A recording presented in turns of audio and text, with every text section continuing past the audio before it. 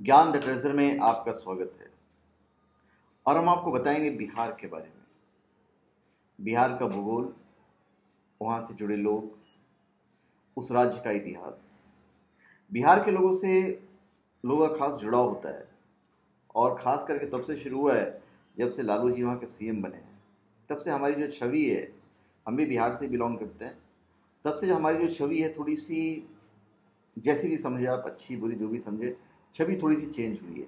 कहने का मतलब, क्योंकि हम बिहार के हैं तो ख़राब तो नहीं कह सकते। बिहार राज्य पश्चिम भारत में स्थित भारत का तीसरा सबसे बड़ा आबादी वाला राज्य है। बिहार राज्य के नाम बौद्ध विहारों की अधिकता के कारण पड़ा है। एक वक्त था जब बिहार पाटलिपुत्र था, तो मौर्य साम्राज्य था हमारा। तो ये बिहार की गौरवमयी कहानी है। आएंगे, हम उस चीज़ पे आएंगे। बिहार शब्द विहार का विकृत रूप है। प्राचीन काल में बिहार भारत की ही नहीं बल्कि पूरी दुनिया के सबसे शक्तिशाली राज्यों का गढ़ था। पर आज का बिहार भारत के सबसे पिछड़े क्षेत्रों में से एक है। तो चलिए पहले तो हम बिहार की बता दें। आज जो उनकी राजधानी है हमारे बिहार की, वो पटना है। आधिकारिक भाषा हमारी हिंदी और उर्दू है। यहाँ के पहले राज्यपाल थे जेम्स शिफ्टन, और पहले मुख्यमंत्री थे कृष्ण सिंह। स्थापना बिहार की हुई है 26 जनवरी 1950। लोकसभा सीटें हैं 46 और राज्यसभा सीटें हैं 16। विधानसभा सीटें हैं कुल मिला के 243 प्लस 75। जिले हैं 38। साक्षरता दर है 63। जनसंख्या है, क्षेत्रफल में आपको बता देता हूँ। क्षेत्रफल है 94,163 किलोमीटर, और जनसंख्या है 10,38,04,000 के आसपास। तो ये हमने मोटा मोटी आपको बिहार के बारे में बताया। बिहार का जो राज्य चिन्ह है, पेड़ में पीपल, पुष्प में गेंदा, पशु में बैल, पक्षी में गुरैया, जिसे स्पैरो कहते हैं। अभी हम बिहार के इतिहास से जुड़े तथ्य के बारे में बताएंगे। बिहार का वर्णन लगभग सभी हिंदू धर्म ग्रंथों में मिलता है। बिहार का क्षेत्र मगध, वैशाली तथा अन्य महाजन पदों का अधिकार हुआ करता था। मगध इनमें से सबसे शक्तिशाली महाजनपद था। महाभारत से पता चलता है कि महाभारत के युद्ध के समय बिहार का राजा जरासंध था, जिसने युद्ध भगवान श्री कृष्ण से किया था। भगवान बुद्ध के जन्म के समय मगध पर हर्यक वंश के बिंबिसार का राज्य था। हर्यकों के बाद मगध पर शिशुनाग वंश और नंद वंश ने राज किया है। बिहार पर जब नंदों का शासन था, तो उसी समय यूनानी हमलावर सिकंदर ने भारत पर आक्रमण किया था, परंतु उसे हिंदू गणराज्यों के भीषण प्रतिरोध और नंदों की विशाल सेना के डर से वापस जाना पड़ा था।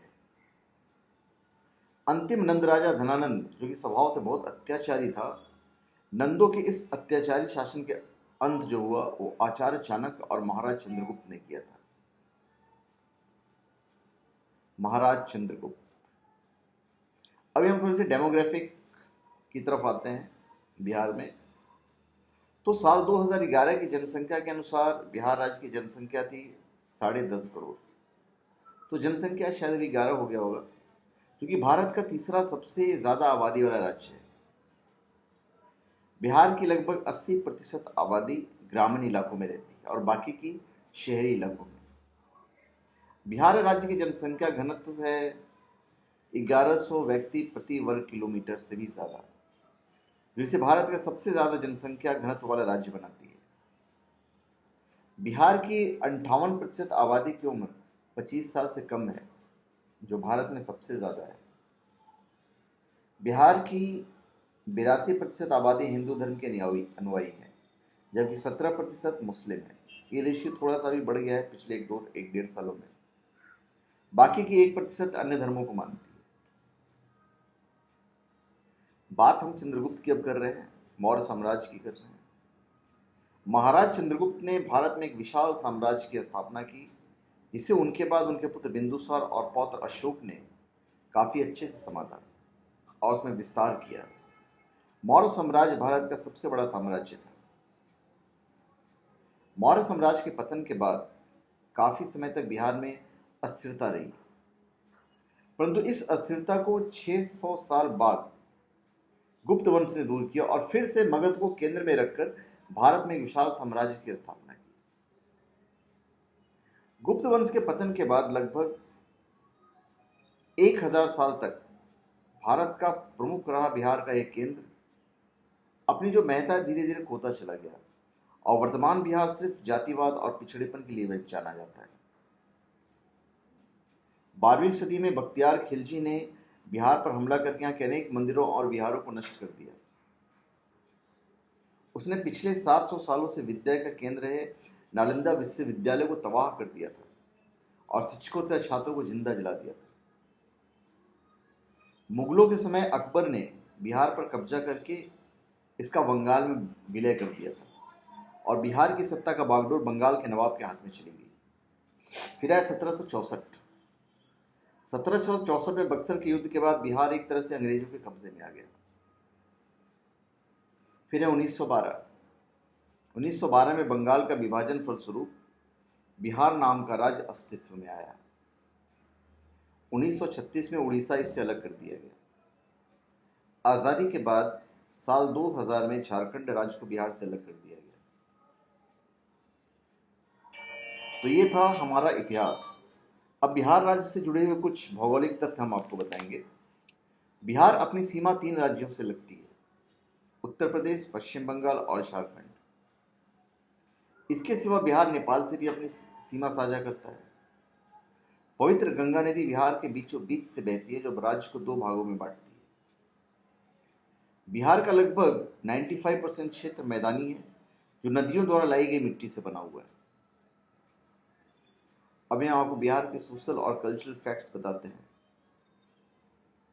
पहले तो बिहार से जुड़े सामाजिक और सांस्कृतिक जो तथ्य हैं। गया शहर के पास बोध गया में बौद्ध धर्म के 4 प्रमुख तीर्थ स्थलों में से एक है। यहाँ पर उस पवित्र बोधि वृक्ष का वंशज और महाबोधि मंदिर है, जिसके नीचे भगवान बुद्ध को ज्ञान की प्राप्ति हुई थी। बिहार के प्रमुख त्योहार हैं छठ, होली, दिवाली, दशहरा, महाशिवरात्रि और नाग पंचमी। पटना श्री गुरु गोविंद सिंह का जन्म स्थान होने के कारण यह सिखों के लिए काफी महत्वपूर्ण तीर्थ स्थान है। हाल ही में श्री गुरु गोविंद सिंह जी की 350वीं जन्म शताब्दी बड़ी धूमधाम से मनाई गई। सोनपुर में लगने वाला पशु मेला बिहार में प्राचीन काल से लगता आ रहा है और एशिया का जानवरों का एक तरह से सबसे बड़ा मेला होता है।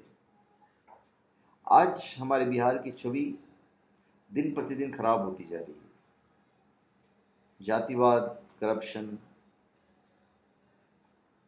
तो इन सब की वजह से बिहारियों की जो छवि है वो खराब होती चली जा रही है। आज बिहार के बारे में ऐसा कहते हैं कि यार किसी बिहारी को काम मत दो, कि एक बिहारी अगर किसी यूनिट में घुस गया, किसी काम में घुस गया, तो इतनी ज़्यादा पॉलिटिक्स बाजी हो जाती है कि पूछो मत। तो बिहारियों से लोग थोड़ी से एलर्जिक होते चले जा रहे हैं। वो ऐसा नहीं कि सारे बिहारी ऐसे हैं, सिर्फ 2% 4% की वजह से सारे बिहारियों का नाम खराब होता है, ये वाले एटीट्यूड में। तो धन्यवाद, आप हमारे चैनल पे सब्सक्राइब करें और अपने कमेंट दीजिए। और हम चाहते हैं कि अगर आपको हमारा कोई वीडियो अच्छा लगे, ज्ञानवर्धक लगे, तो मेरी आपसे गुजारिश है कि आप उसे शेयर कर दीजिए। क्योंकि जब आप शेयर करते हैं तो आप ये जो ज्ञान है वो 10 लोगों में बांटते हैं। तो 10 लोगों को जो बांटते हैं उससे हमारा जो भारतवर्ष है कहीं ना कहीं, क्योंकि हम जो भी वीडियोस बनाते हैं हमेशा एजुकेशन से रिलेटेड होता है, ज्ञान से रिलेटेड होता है, तो हमारे देशवासियों के लिए फ़ायदा है। वो पढ़ेंगे तो उन्हें फ़ायदा होगा, सुनेंगे तो उन्हें फ़ायदा होगा। और अगर वो अच्छा लगा वीडियो तो आप उसको लाइक कर दीजिएगा। लाइक करेंगे तो हमें खुशी होगी, वही हमारी फीस है जो आप लाइक करोगे। तो बेशक अगर अच्छी नहीं लगी तो आप उसे डिसलाइक कर सकते हैं। और अगर कुछ पूछना हुआ है, जानना हुआ, तो वीडियो के नीचे कमेंट बॉक्स होता है, कमेंट बॉक्स में लिख दीजिए। यथासंभव हम प्रयत्न तो यही करते हैं कि हम सारे प्रश्नों का जवाब दें, पर वक्त की कमी इतनी ज़्यादा हो जाती है कि हम आपके सवालों का जवाब नहीं दे पाते हैं, और इसके लिए हम क्षमा प्रार्थी हैं आप सबसे, अपने सारे सब्सक्राइबर से। तो धन्यवाद, आप हमारे चैनल पे सब्सक्राइब करें और अपने कमेंट दीजिए। धन्यवाद।